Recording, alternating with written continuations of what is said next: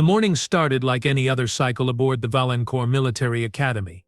Instructor Thrace, a 7-foot-tall Krell with scales that shimmered like polished obsidian, reviewed his roster for advanced predator combat training. His 4 eyes scanned the names with practiced efficiency, his tail swishing behind him in what could only be described as bureaucratic satisfaction.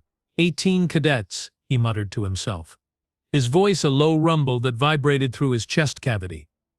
All certified apex species, all with documented kill records, all appropriately terrifying. He tapped a claw against the datapad, watching the names scroll past: Vornik the Slayer, Hexar Bone Crusher, Taloni Swift Death. The usual suspects from the Predator worlds, each one capable of tearing through reinforced battle armor with their bare appendages. Then his eyes, all 4 of them, stopped on a name that made his dorsal spines flatten in confusion. Ellie Kapoor, he read aloud, pronouncing it slowly.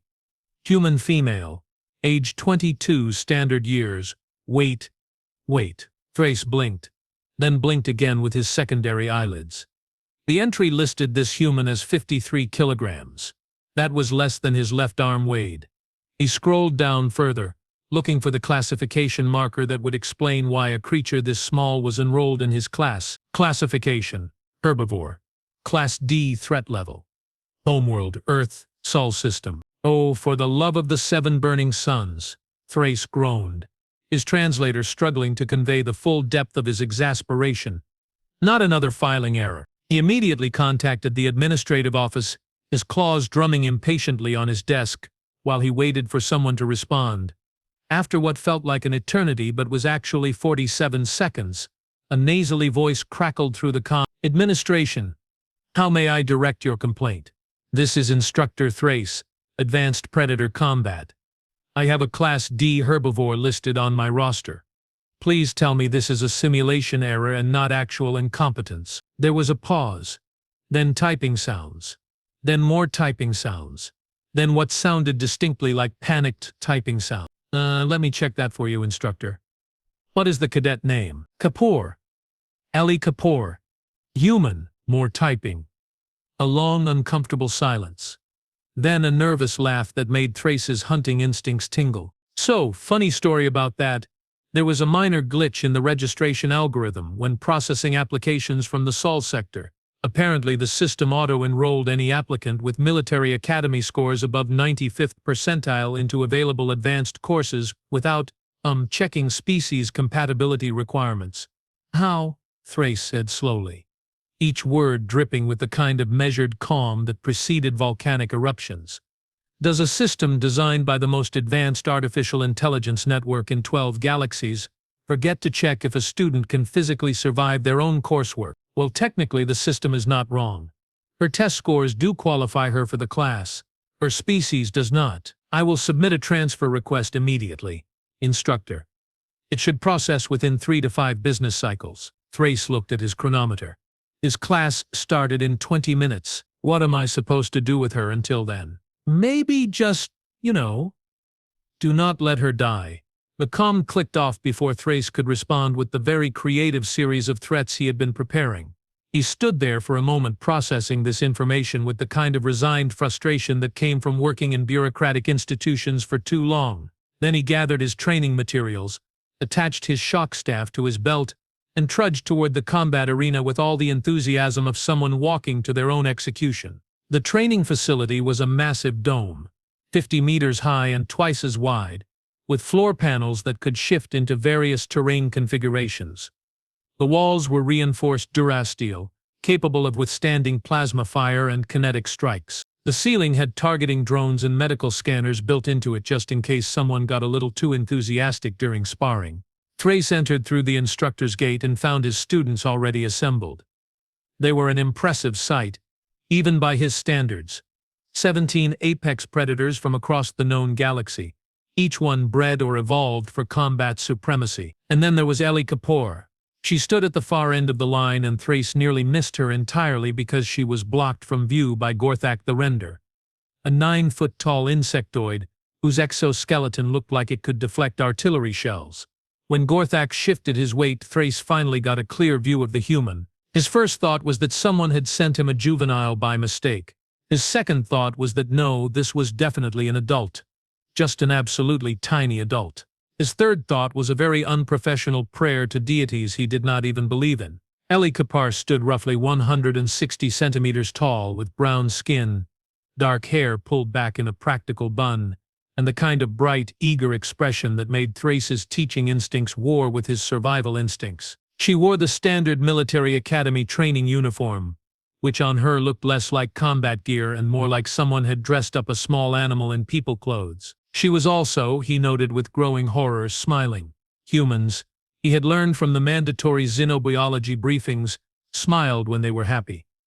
They also smiled when they were nervous, or lying, or threatening, or about to do something astronomically stupid. The expression was evolutionarily useless for communication, which probably explained a lot about human history. Thrace cleared his throat, producing a sound like gravel in a metal drum. All 17 predators immediately snapped to attention.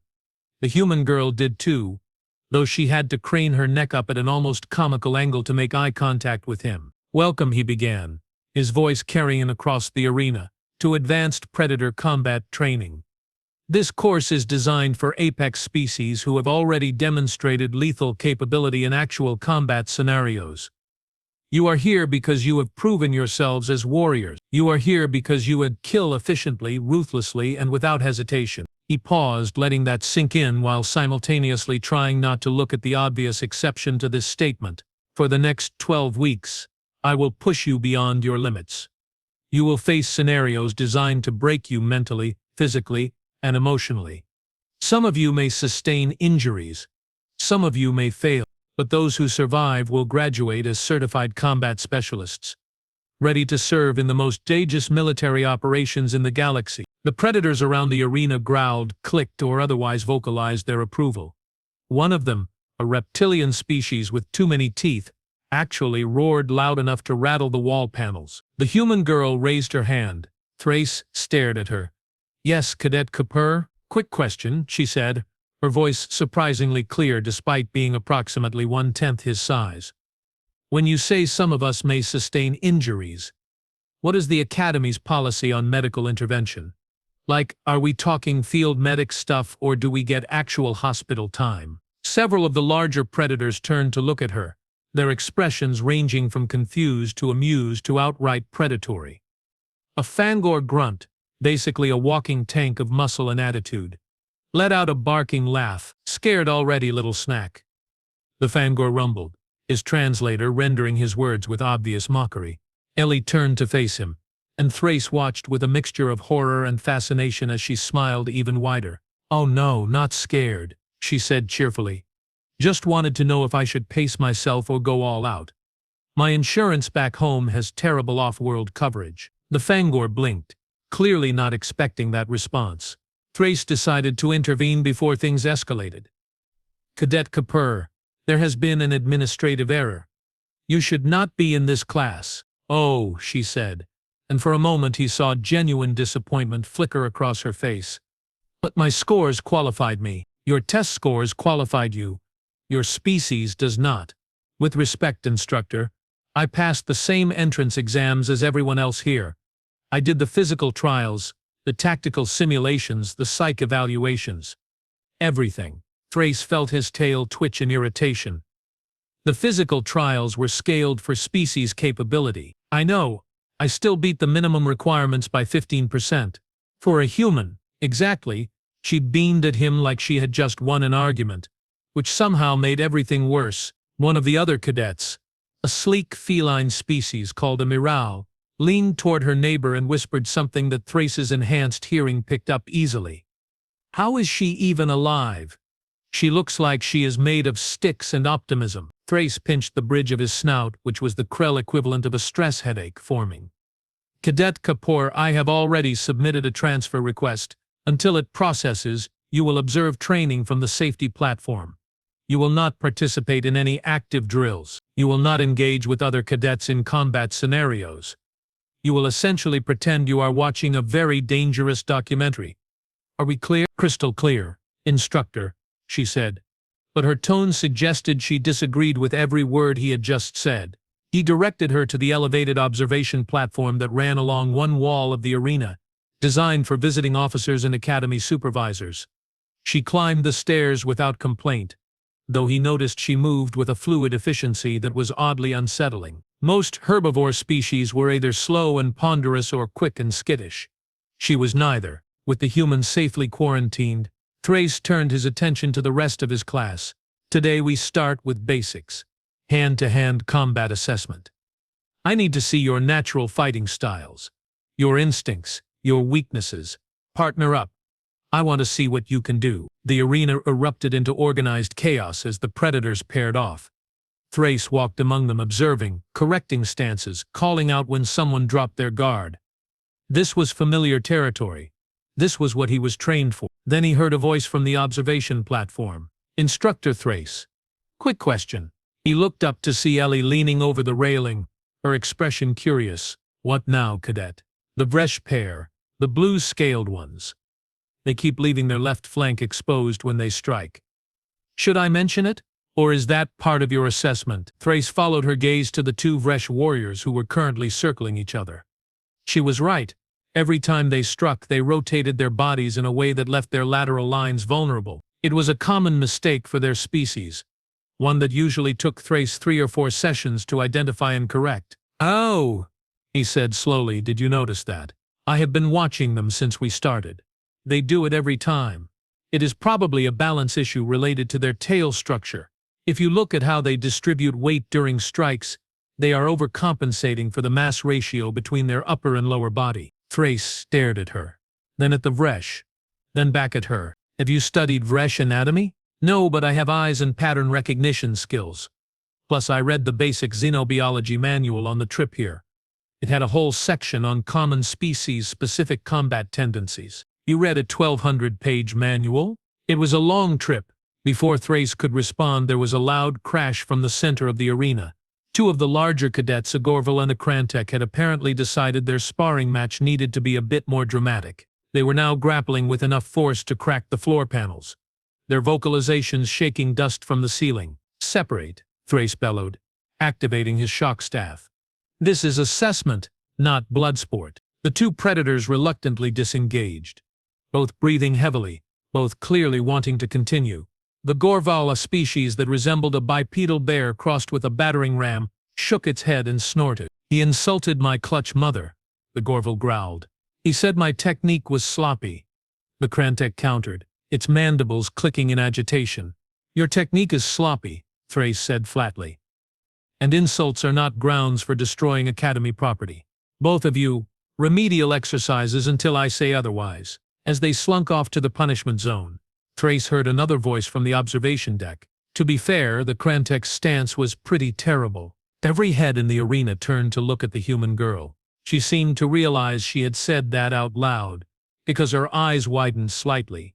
Sorry, internal monologue became external monologue. My bad. The Krantek, a species not known for their patience or sense of humor, took a threatening step toward the observation platform. You dare critique me, herbivore? I mean, yes? Your footwork is all wrong.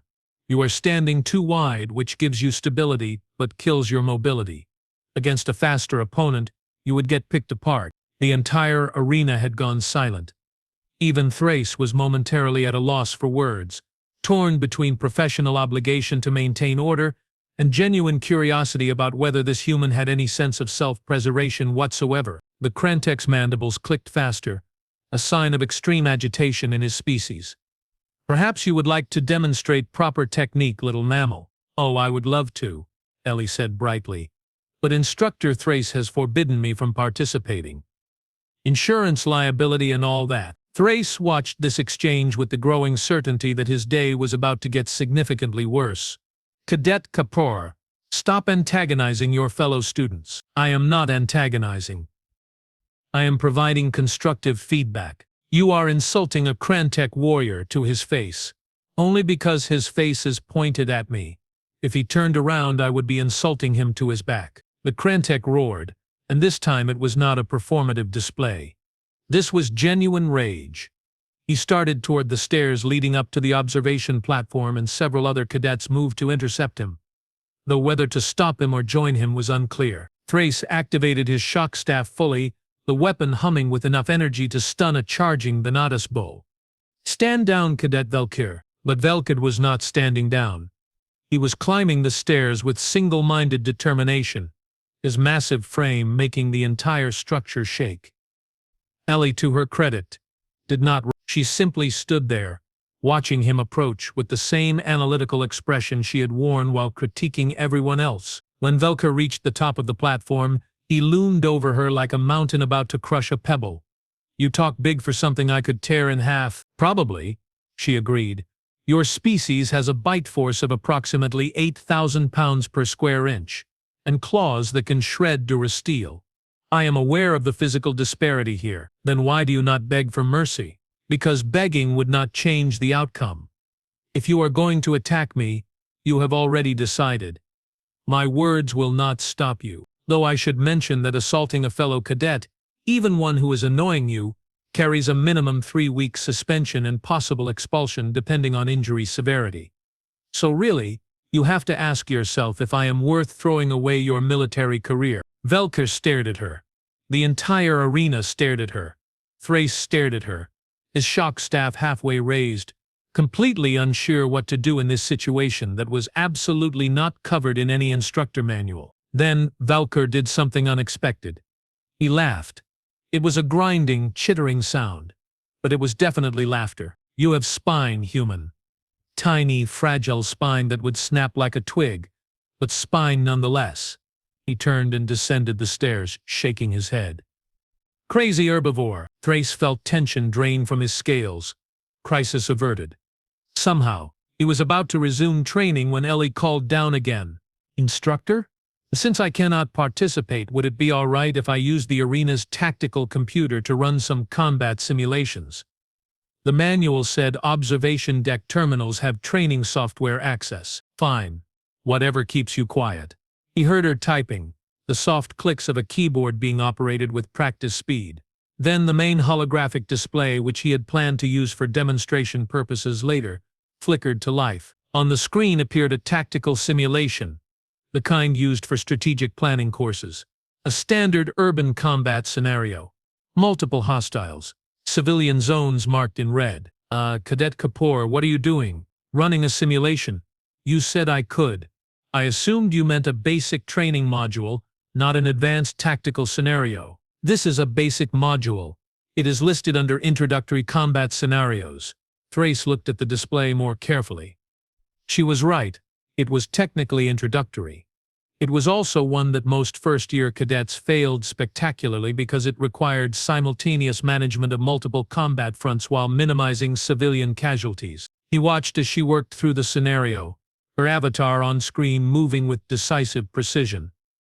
She split her theoretical squad into 3 elements, used the terrain for cover, set up overlapping fields of fire, and cleared the hostile zones in under 8 minutes with 0 civilian casualties. The simulation ended with a score of 96%. Several cadets had stopped their exercises to watch the display. One of them, a Vaxxer scout with excellent tactical training herself, muttered something that sounded impressed despite being in a language Thrace did not recognize. Ellie started another simulation, then another. Each time her scores hovered in the mid to high 90s. She made it look effortless. Thrace walked over to the observation platform and climbed the stairs. When he reached the top, he found Ellie surrounded by multiple screens, each one running different scenarios simultaneously. "Cadet Kapoor." She looked up, and he saw she had been so focused that she had not noticed his approach. "Yes, instructor. How many tactical courses did you complete before applying to the academy?" "All of them. The ones available to humans anyway. We do not get access to some of the classified alien combat databases." "All of them?" "Yes, sir." "Why?" She tilted her head, clearly confused by the question. "Because I want to be good at this." "At what?" "Specifically, at not dying," she said, as if this were the most obvious answer in the world. "Humans are not apex predators, instructor. We are not the strongest or the fastest, or the most durable. We do not have venom or claws or natural armor. What we have is pattern recognition, endurance, and the ability to learn. So I learn. Because if I am going to survive in a galaxy full of things that can eat me, I need to be smarter than them. Thrace looked at this tiny human with her bright eyes and earnest expression, and felt something shift in his understanding. You are aware that intelligence alone will not save you in actual combat. Of course not. But intelligence plus preparation plus understanding of enemy capabilities equals significantly improved survival odds. I am not trying to be the strongest thing in the room, Instructor. I am trying to be the one that is still standing when the dust settles. Before Thrace could respond, an alarm blared through the arena. Not the training alarm. The emergency alarm. His comm crackled to life. All instructors, this is a facility-wide alert. We have a containment breach in the exotic species holding area. Multiple Category 4 specimens are loose in the Academy complex. All combat-capable personnel are to respond immediately. Thrace felt his blood go cold. Category 4 meant pack hunters. Fast, intelligent, and absolutely lethal. All cadets. Evacuate to the emergency shelters immediately, he ordered, his voice cutting through the alarm. This is not a drill. The Predator cadets responded instantly, their training overriding panic. They formed up and moved toward the emergency exits with admirable speed. Ellie stayed on the observation platform, her hands already flying across the terminal keyboard. Cadet Kapoor, that includes you. 1 second, she said, not looking up. I am pulling the facility schematic. If we know where the breach occurred, we can predict likely movement patterns and evacuation routes. That is not your job. I know, but I am already doing it. So we might as well use the data. She turned one of the screens toward him. The breach is in Section 7, which connects to the main dormitory wing, the medical facility, and the auxiliary training complex. If they are pack hunters, they will split into groups to cover more territory. Based on standard predatory behavior, they will avoid lit areas and loud noises, which means the evacuation routes through the South Corridor are probably compromised. Thrace looked at the schematic, then at her analysis, then back at the schematic. She was right. Completely uncomfortably right. How did you calculate that in 30 seconds? Humans are pattern recognition machines. Remember? Plus, I had a minor in xenobiology with a focus on predator-pack dynamics. It seemed relevant to my career goals. The alarm continued to blare. Thrace made a decision that he knew he might regret but could not avoid. Come with me. Stay close. If something attacks, you hide behind me. Clear? Crystal clear, Instructor. They descended the stairs and moved toward the emergency command center, where Academy security would be coordinating the response. The corridors were chaos, students and staff running in every direction, some toward shelters, others toward the breach to help contain it. As they rounded a corner, Thrace heard it. The distinctive clicking sound of Ravager pack communication. He held up a hand, stopping Ellie. Midst, 3 Ravagers emerged from a side passage. They were each about 2 meters tall, bipedal, covered in dark chitinous armor, with elongated heads and too many joints in their limbs. Their eyes glowed a sickly yellow in the emergency lighting. They saw Thrace and Ellie immediately. One of them hissed, and the sound was translated by the universal comm system as something approximating food. Thrace activated his shock staff and positioned himself between the Ravagers and the human. Run, Cadet. Now, respectfully, Instructor, you are outnumbered 3-1, and Ravagers hunt by separating prey from defenders. If I run, they will split up, and you will have to fight all 3 simultaneously while they track me down anyway. This is not a tactical debate. No, it is a statement of reality. So what is our actual plan here? One of the Ravagers lunged, and Thrace met it with his shock staff. The weapon's energy discharged, sending the creature stumbling back. But the other 2 were already circling, looking for an opening. Our plan is I hold them off while you find help. That plan has a very low success probability. Better than you dying in the next 30 seconds. Ellie did not run. Instead, she did something that made Thrace question every assumption he had ever made about herbivore species. She pulled a maintenance panel off the wall, grabbed a high-pressure coolant pipe, and yanked it free. Pressurized gas erupted into the corridor with a deafening hiss, and the sudden noise made all 3 Ravagers recoil. Southwest corridor, 20 meters ahead, she shouted over the noise. There is a maintenance junction. These pipes connect to the environmental systems. If we can reach it, We can flood this entire section with coolant and slow them down. Thrace stared at her. How do you know the maintenance layout? I memorized the facility schematics on day 1. It seemed prudent. The Ravager recovered from the noise and charged. Thrace intercepted with a strike that should have stunned it. But these things were tough. He needed backup. And he needed it fast. Go, he roared at Ellie. Find the junction. She sprinted down the corridor, her small frame giving her speed that his bulk could not match. The Ravagers noticed, and 2 of them broke off to chase her, which meant they turned their backs on Thrace. Big mistake. He took down the first one with a shock staff strike to its spine cluster, the creature seizing up and collapsing. The second he caught with his tail, the appendage coiling around its leg and dragging it back before it could reach the fleeing human. That left one Ravager chasing Ellie down a corridor filled with ruptured coolant pipes and emergency lighting. Thrace dispatched his opponent with a brutal strike and took off after them, his longer legs eating up distance. He could see the human ahead, still running, still faster than something her size had any right to be. The Ravager was gaining on her. Then Ellie reached the maintenance junction, slapped a panel and dove through a side door. The Ravager followed her. Thrace heard a massive hissing sound, followed by a thud, followed by silence. He reached the junction 30 seconds later and found the Ravager frozen in a block of emergency fire suppressant foam. The kind that hardened on contact with air. The creature was still alive, but completely immobilized. Ellie stood next to the control panel breathing hard, her face flushed. Maintenance junctions have emergency containment systems, she said between breaths. Figured it would work on a Ravager as well as it would on a chemical fire. Thrace looked at the trapped creature, then at the human, then back at the creature. You realize you just single-handedly captured a Category 4 predator using janitorial equipment. Technically, you captured 2 of them. I just got 1. You were supposed to evacuate. I did evacuate.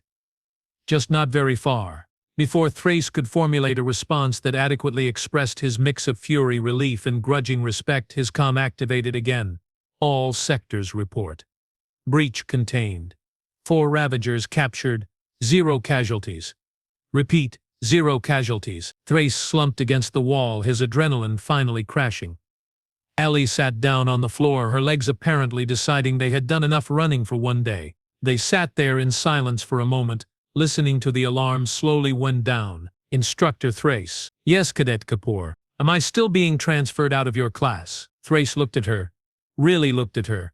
This tiny, fragile, absolutely terrifying human who had just helped him survive a situation that should have been impossible. We will see, he said finally.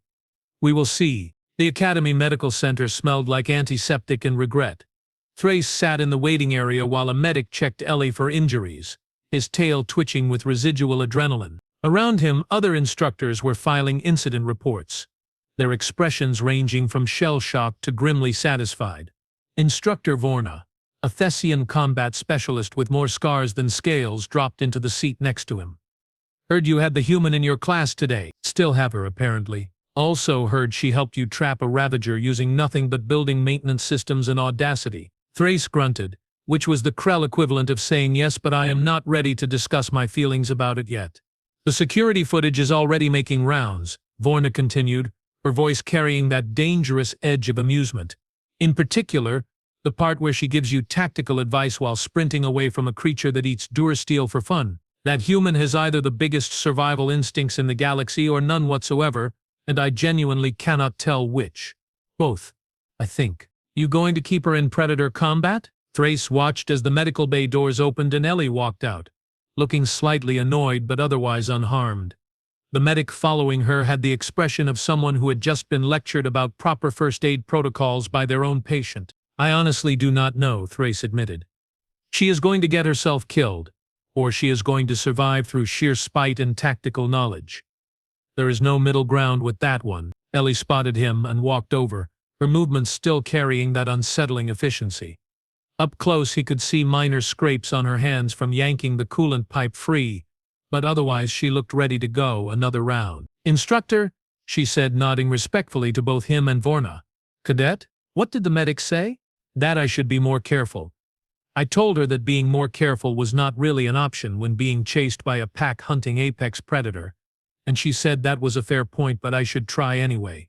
Ellie paused, then added, Also, I might have accidentally corrected her technique for treating Krell scale lacerations. She did not seem thrilled about that. Vorna made a choking sound that might have been a laugh.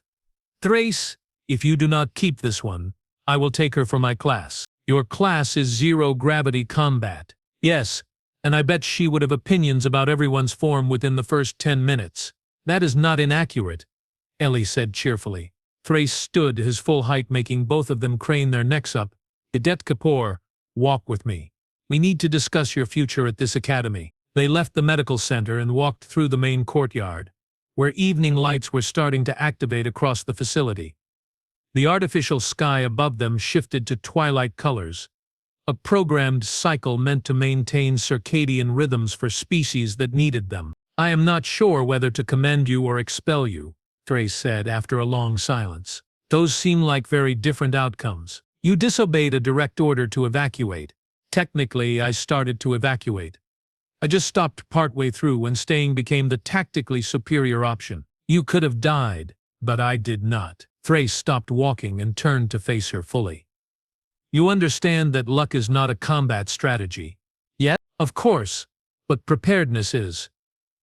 She met his gaze without flinching, which was impressive considering he had 4 eyes and she had 2. Instructor, I know I am not built like the other cadets. I know that in a straight fight with any of them I lose, badly. But combat is not always a straight fight. Sometimes it is about knowing where the maintenance junctions are. Sometimes it is about understanding predator behavior patterns. Sometimes it is about making decisions faster than your opponent expects because you have already run through every scenario in your head 12 times. And sometimes, Thrace countered, it is about raw physical capability. What happens when you face an enemy in an environment with no maintenance junctions, no tactical advantages, just you and them? Then I make sure I never end up in that situation, or I run really fast.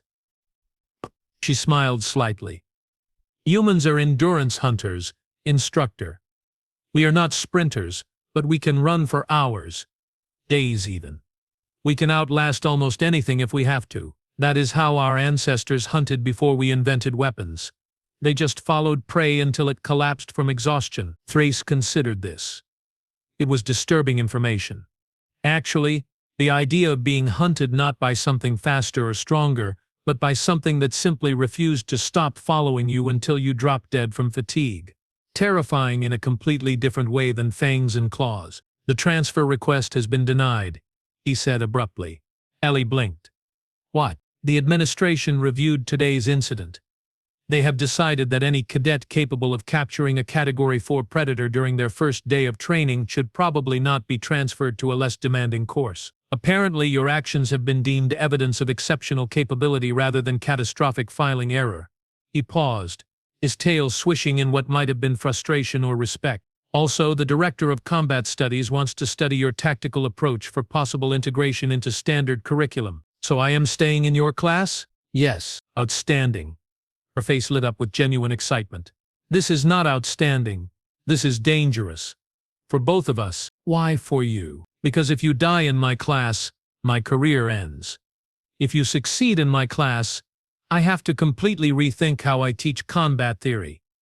Either way, you are going to give me stress-induced scale molt. Ellie's expression turned more serious.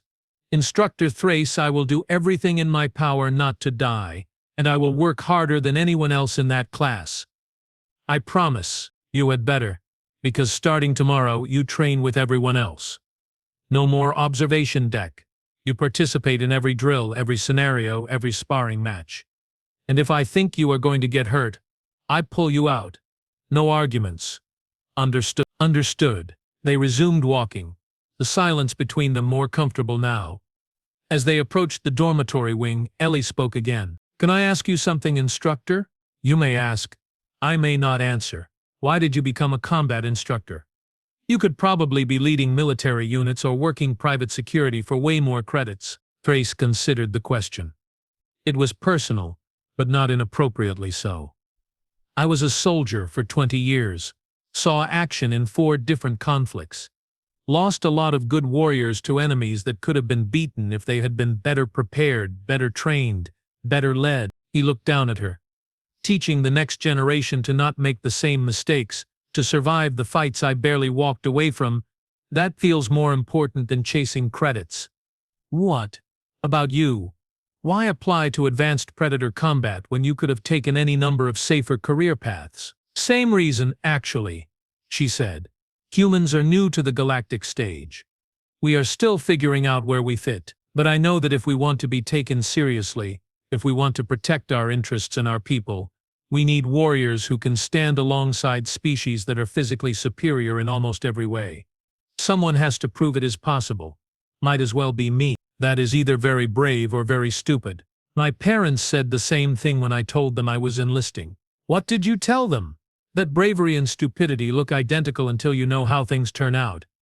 She grinned. Then I promised to write home regularly and not get eaten by anything with more teeth than me. How is that working out so far? Well, it has been one day and I have not been eaten yet. So pretty good? Despite himself, Thrace felt his jaw plates shift in what might have been a smile. This human was going to be either the death of him or the most interesting teaching experience of his career. Possibly both. The next morning, Thrace arrived at the training arena early to set up. Today's lesson was going to be interesting. He had spent most of the night redesigning his curriculum to account for having a cadet whose strengths were completely opposite to everyone else's. The other 17 predators arrived in a cluster, talking among themselves with the easy confidence of apex species. When Ellie walked in, several of them went quiet. Word had spread about yesterday's Ravager incident. Some looked at her with curiosity, others with something approaching respect. A few still looked skeptical. Velker the Krentek approached her directly. Human? I heard what you did yesterday. Yeah? What did you hear? That you helped Instructor Thrace capture a Ravager using clever tactics instead of brute force. That is accurate. Velker's mandibles clicked thoughtfully. I misjudged you. You have proven you belong here, at least provisionally. Do not make me regret acknowledging that. I will do my best to continue not being entirely useless. See that you do. He moved away and several other cadets gave her nods of acknowledgement as well. Thrace activated the arena's main systems, and the floor panels began shifting into a new configuration. Today we focus on environmental combat. The terrain is your ally or your enemy, depending on how well you use it. I am dividing you into teams. Each team will face a simulated combat scenario with randomized conditions. You will be judged on tactical coordination, adaptability, and effectiveness. He began calling out team assignments, deliberately mixing species and size classes to force them to work around each other's capabilities. When he got to Ellie, he paired her with 3 larger predators, a Vresh warrior named Kento, a Meral scout called Savara, and a hulking Gorval named Thud. Yes, the Gorval's actual name was Thud. His parents had a sense of humor. Team 4. You are up first, Thrace announced. Your scenario is urban warfare. Multiple hostiles, civilian presence, limited ammunition. Your objective is to neutralize threats while minimizing collateral damage. Chijin when ready. The arena transformed around them. Holographic buildings rising from the floor panels, simulated civilians appearing in windows and doorways. Enemy combatants, rendered as hard light constructs capable of registering hits, began patrolling the streets. Thud immediately started forward, clearly intending to smash through the enemy line with overwhelming force. Ellie grabbed his arm, or tried to. She mostly just grabbed what she could reach, which was roughly equivalent to hugging a tree trunk. Wait, she said urgently. We need a plan. Plan is simple. We crush them. That plan gets the civilians killed, which loses us points, which means we fail. Kento, the Vresh warrior, tilted his head. The small one has a point. What do you suggest, human? Ellie pulled up a holographic map on her wrist display. 3 approach vectors. Kento, you and Savara take the east side. You are both fast and quiet. You can clear the patrol routes without alerting the main force. Thud, you come with me. We will draw their attention to the west quarter while the others flank. You want to use me as bait? Thud rumbled. I want to use both of us as bait, but mostly you because you are way more intimidating. Savara, the Meral, let out a purring laugh. I like her. She is honest about who is expendable. I am not expendable, Ellie protested. I am just proportionally less likely to survive a direct hit. Basic math. They moved out, splitting into their assigned groups. Thrace watched from the observation platform, his training staff beside him, ready to call the simulation if things went wrong. Kento and Sivara moved through the eastern buildings like shadows, their natural abilities making them perfect for stealth approaches. Meanwhile, Ellie and Thed walked openly down the main street, making no effort to hide. The enemy construct spotted them immediately. "Contact!" One of the holographic hostiles shouted, raising a weapon. Thud roared, a sound that literally shook the simulated buildings, and charged forward. Ellie went the opposite direction, diving behind a wall as gunfire erupted. But Thud was not trying to kill the enemies. He was driving them back, forcing them to reposition, herding them like prey, right into Kento and Sivara's firing lines. The ambush was perfect. The flanking team took down 6 enemies in under 10 seconds. The remaining hostiles tried to scatter, but there was nowhere to go. Thud blocked one path. Ellie had somehow gotten to a second-floor window and was providing cover fire with her training rifle, and the other 2 team members controlled the remaining exits. The simulation ended with all hostiles neutralized and 0 civilian casualties. Thrace checked the score. 94%. The only deductions were for excessive property damage, which was mostly Thud's fault because apparently Gorval's did not do subtle. "Acceptable work, Team 4, he called out. "Cadet Kapoor, explain your tactical reasoning." Ellie climbed down from her perch and joined her team in the center of the arena. "We had a strength disparity problem. Our team had raw power with Thud, but we needed speed and precision to minimize civilian risk. So we split, according to capability. The stealth team handled targets near civilians while the aggression team controlled enemy movement.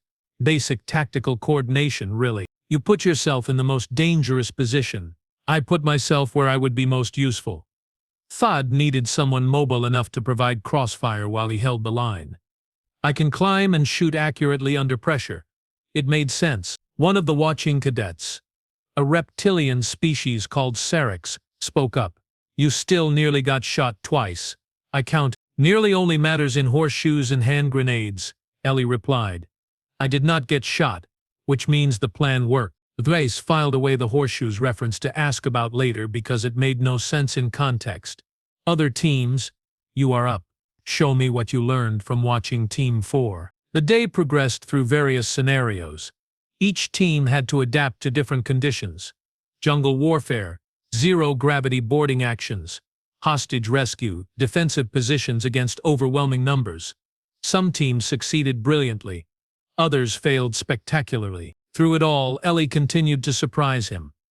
Not because she was physically impressive, she was not, but because she seemed incapable of approaching any problem straightforwardly. When her team faced a scenario where they were pinned down by superior firepower, she hacked the environmental controls to create a dust storm that let them flank. When another exercise required stealth infiltration, she calculated patrol timing down to the second and led her team through gaps that should not have existed. By the end of the day, even the most skeptical cadets were paying attention when she spoke. During the final scenario, a particularly nasty ambush setup that Thrace had designed to be nearly impossible, Team 4 found themselves surrounded with no obvious escape routes. Thud was pinned behind cover, Kento was wounded, simulated injury reducing his mobility, and Sivara was out of ammunition. Ellie looked at the tactical display, then at her team, then back at the enemies closing in. "Thrace is testing us," she said suddenly. "What?" Kento hissed, trying to apply a simulated medical pack to his fake injury. "Look at the scenario. It is designed to be unwinnable through conventional tactics. He wants to see how we respond to inevitable failure." She stood up, walking into the open where the enemy constructs had clear shots at her. Thrace nearly activated the emergency stop. "Cadet Kapoor, what are you doing?" She raised her hands in surrender. "We yield. You win. Congratulations on the flawless ambush." The enemy constructs stopped advancing, clearly not programmed for this response. The simulation paused, waiting for instructor input. Thrace climbed down from the observation platform and walked into the scenario space. "Explain yourself, cadet. You set up a no-win scenario to see if we would recognize when to surrender instead of fighting to pointless death. Continued resistance would get my team killed for no tactical gain." Surrendering preserves their lives and gives us a chance to escape or be rescued later. Survival is victory when victory is impossible. The other cadets watching from outside the scenario space had gone completely silent. Thrace stared at her, his four eyes blinking in sequence. That was, actually, exactly the lesson. I know you are not subtle, Instructor. Every scenario today has had a secondary teaching point beyond just win the fight. You have been testing whether we can think beyond pure combat instincts, and you figured this out when? About 3 hours ago. Possibly 4. She lowered her hands. So, did we pass? Thrace looked at her team. Fudd was grinning, a terrifying expression on a Gorvel. Kento looked grudgingly impressed. Savara was definitely purring now, the Morale equivalent of laughter. You pass. All of you. Though I am disturbed that Cadet Kapoor has apparently been reverse engineering my teaching methodology in real time. It made the exercises more interesting, she said cheerfully. Over the following weeks, a routine developed. Ellie trained harder than anyone else, arriving early and staying late to compensate for her physical disadvantages. She studied her classmates' species, learned their strengths and weaknesses, figured out how to work with them instead of against them. The other cadets gradually accepted her, some more enthusiastically than others. Velker appointed himself her unofficial sparring partner, claiming someone needed to teach her proper defensive techniques. Savara started eating lunch with her, trading tactical theories and arguing about optimal squad compositions. Even Thode, who initially thought she was too fragile to be useful, began asking her opinion on scenario approaches. Thrace watched this transformation with mixed feelings. On one hand, she was exactly the kind of student instructors dreamed of, dedicated and clever and constantly pushing boundaries. On the other hand, she still scared him because her margin for error was so much smaller than everyone else's. The midterm examination arrived faster than Thrace would have liked. It was a comprehensive test, 1 week of continuous scenarios designed to push cadets to their absolute limits. Sleep deprivation, physical exhaustion, mental stress, everything cranked to maximum intensity. Several cadets dropped out before it even began, recognizing they were not ready. Those who remained gathered in the arena with grim determination. The rules are simple, Thrace announced. You will face 7 consecutive combat scenarios over 7 days. You will be given minimal rest between scenarios, limited resources, and no advanced knowledge of what comes next. This simulates actual prolonged combat operations where you do not get to choose when or where you fight. 20% of you will fail. Another 20% will barely pass. The rest will prove you deserve to be here. Question? No one spoke. Excellent. Scenario 1 begins in 30 minutes. Use this time to prepare yourselves mentally and physically. You will not get another chance. Ellie sat against a wall, her eyes closed, breathing slowly and deliberately. Thrace recognized the technique from his own military training, a meditation method for centering oneself before combat. When the 30 minutes expired, the first scenario began. It was brutal. A straight-up combat simulation against overwhelming numbers with minimal cover, the kind of fight that tested whether cadets would hold their ground or break under pressure. 3 cadets failed within the first hour, their simulated injuries too severe to continue. 2 more dropped out voluntarily, recognizing they could not maintain the required performance. Ellie survived by being everywhere at once, or at least that is how it seemed. She covered firing positions when teammates needed to reload, dragged wounded cadets to safety, even threw herself between Thud and an incoming grenade simulation because she knew the big Gorvilla was too slow to dodge. The grenade hit registered as a critical injury. She was ruled out of the scenario, technically dead, but her sacrifice had given Thuddard time to anchor their defensive line, which allowed the remaining team members to stabilize and eventually win the engagement. After the scenario ended, the medic simulation reset everyone's status. Ellie stood up, rubbing her ribs where the impact had registered, and walked over to Thud. Thanks for not actually letting me die there. You saved my life, human. It would be dishonorable not to acknowledge the debt.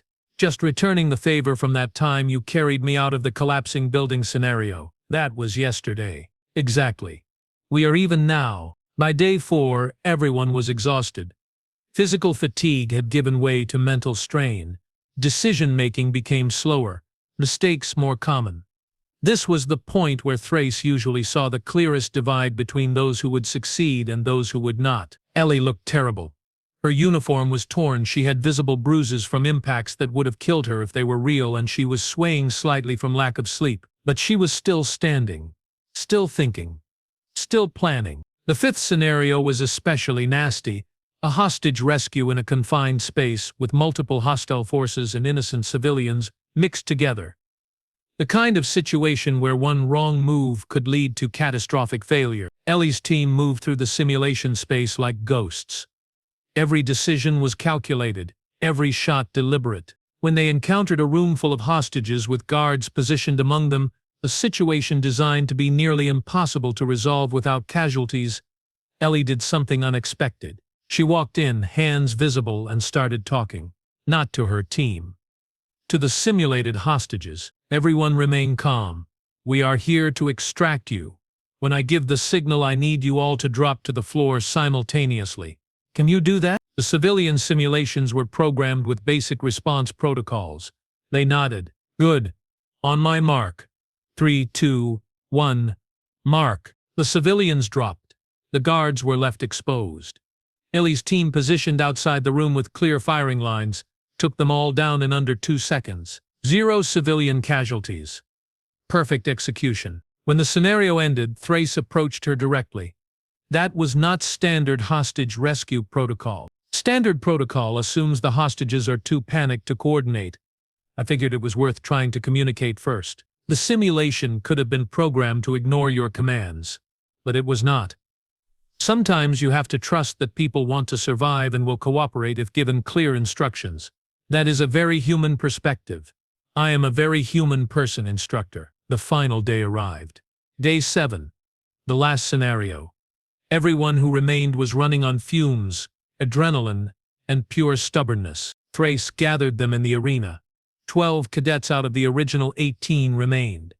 Ellie was among them, looking like she might fall over at any moment but somehow still upright. Final examination, Thrace announced. Freeform combat.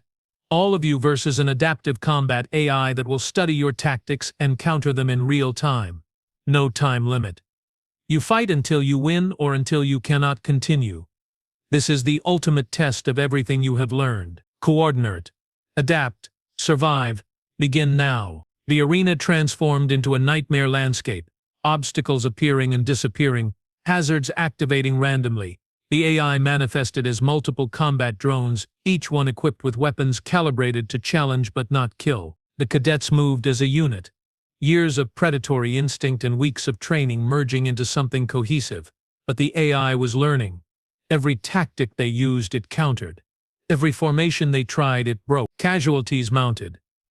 Simulated injuries took cadets out one by one. After 2 hours, only 5 remained. Ellie, Valkyr, Thod, Sivara, and Kento. They were cornered, exhausted, facing an enemy that had adapted to everything they could throw at it. Ellie looked at her teammates, then at the drones closing in, then back at her team. I have a truly terrible idea, she said. Those are your specialty, Valkyr replied, his mandibles clicking with what might have been humor or resignation. The AI has been learning our tactics by observing patterns. It counters based on predicted behavior. Yes, we noticed. So we do something completely unpredictable. Something that makes no tactical sense whatsoever. I am listening, Sivara said. We split up. Everyone goes a different direction. No coordination. No communication. No pattern. We just run around like complete idiots and attack randomly whenever we see an opening. Thud stared at her. That is the worst plan I have ever heard. I know. That is why it might work. The AI is programmed to counter intelligent tactical decisions. It will not know how to respond to complete, tactical nonsense. There was a moment of silence while everyone processed this absolutely ridiculous idea. I am in, Kento said. Why not? Valkyr agreed. We are losing anyway. They scattered like startled prey animals, each one running in a different direction with no apparent strategy. The AI's drones hesitated, clearly trying to calculate an optimal response to behavior that had no optimal response. In that moment of confusion, 5 exhausted cadets attacked from 5 different angles with absolutely no coordination whatsoever. It was chaos. It was madness. It was completely, utterly nonsensical. It worked. The drones fell one by one, unable to predict actions that had no predictable pattern. When the last drone flickered out, the simulation ended. Victory. 5 cadets collapsed where they stood, too tired to even celebrate. Thrace walked onto the arena floor and looked at the survivors. It was the most tactically unsound, strategically questionable, and operationally bizarre victory I have seen in 15 years of teaching. But it was a victory, Ellie said from where she was lying flat on her back. Yes. Yes, it was. He activated his comm. All cadets who completed the examination report to medical for evaluation. Then get some sleep. You have earned it. 2 days later, after everyone had recovered, Thrace gathered the graduating class for final assessments. All 12 who had survived the week stood before him, tired but proud. You have completed advanced predator combat training, he announced formally. You have proven yourselves capable warriors, worthy of the challenges that await you in military service. Your final rankings are as follows. He read through the list, each name accompanied by their specialization and recommended posting. When he reached the final name, he paused. Cadet Ellie Kapoor. Specialization, Tactical Coordination and Asymmetric Warfare. Recommended posting, Special Operations Advisory Role. He looked directly at her. Also, I am submitting a formal recommendation that you receive an instructor training position after your first operational tour. The galaxy needs more people who think like you do. Ellie's eyes widened. Instructor training. You have spent the past 3 months essentially teaching me how to teach multi-species tactics. You might as well get paid for it eventually. I thank you, sir. Do not thank me yet. You still have to survive actual combat before anyone will take you seriously as an instructor. He addressed the whole group. Dismissed. Congratulations. Try not to die doing anything stupid. As the cadets filed out, many of them stopping to congratulate each other or make plans for the break before their assignments began, Valkyr approached Ellie. Human. I still think you are probably going to get yourself killed doing something unnecessarily dangerous. That is fair. But if you do survive and if we ever end up assigned to the same unit, I would be honored to fight alongside you. Same, Valkyr. Same. After everyone had left, Thrace found himself alone in the arena, reviewing the final examination footage. He stopped on a frame showing Ellie standing among her much larger teammates, all of them working together despite the absurd physical mismatches. Instructor Vorna entered through the side door. So the human survived. She did more than survive. She thrived. Are you going to tell her that the administration canceled the transfer request 3 days into the course? That they never actually planned to move her? Absolutely not. She fought harder thinking she had something to prove. No reason to tell her the decision was made the moment she trapped that Ravager. Vorna laughed, a rasping sound. You are getting soft in your old age, Thrace. Maybe. Or maybe I just recognize potential when I see it. He closed the footage viewer. Besides, can you imagine what she will be like after a few years of actual combat experience? She is going to be absolutely terrifying. She already is terrifying. She is just polite about it. Exactly. 3 months later, Thrace received a message. It was from Ellie, now Lieutenant Kapoor, assigned to a Joint Species Special Operations Unit. The message was brief. Instructor Thrace. Completed my first mission. Extracted a research team from a hostile zone using tactical improvisation and one very confused enemy commander who could not figure out why our escape routes made no logical sense. 0 casualties. Thought you would appreciate knowing that your training worked. Also, I have not been eaten by anything yet, so I am still keeping that promise to my parents. Thank you for not giving up on the weird little human in your class. Lieutenant Ellie Kapoor. Thrace read the message twice, then saved it in his personal files under a folder labeled Students Who Proved Me Wrong.